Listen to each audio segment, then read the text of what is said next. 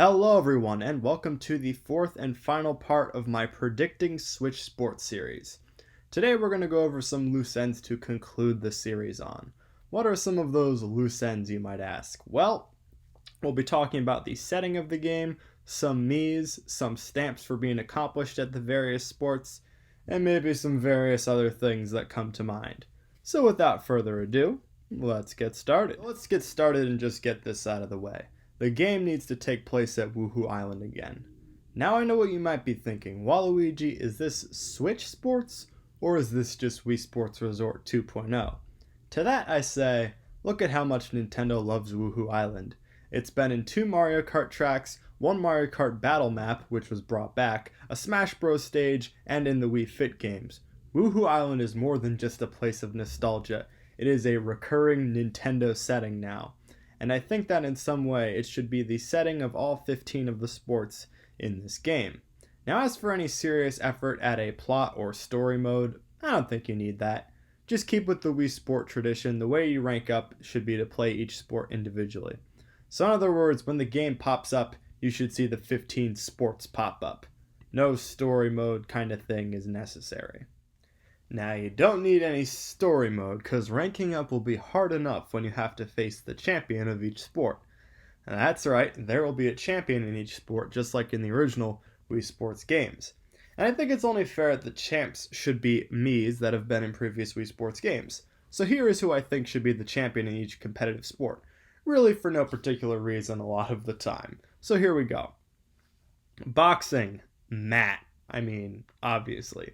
Table tennis, Lucia, obviously. Basketball, Tommy, obviously. And we'll have Anna return as the champion in cycling. Now in swordplay, Matt was the original champion in Wii Sports Resort, but we've already given him boxing in this game, and even Matt can only have so much glory. So the new swordplay champion is Daisuke. Why? I don't know, he looks like he'd be pretty good at it.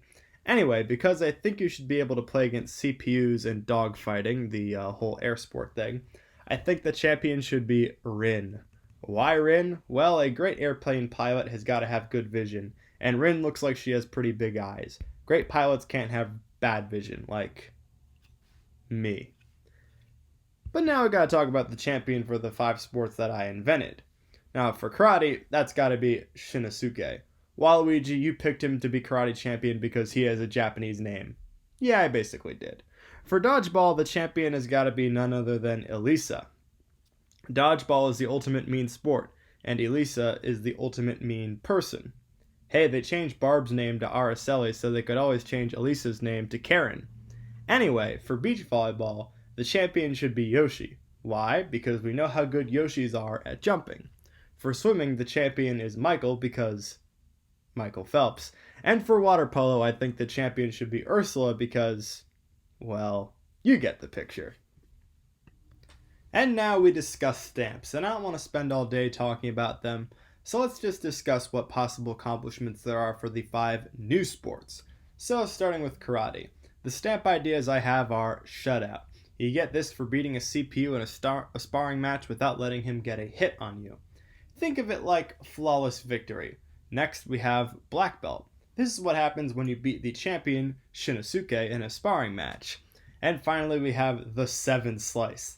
That's what happens when you manage to break the maximum amount of boards in board breaking, like this guy.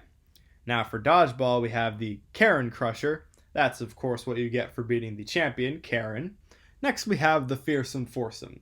That's what happens when all 4 of you and your teammates are still in the game when you win. It's basically like a shutout.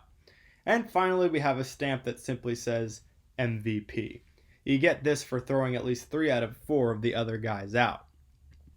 In beach volleyball, we have Flutter Jump. This is what you get for beating the champion, Yashi.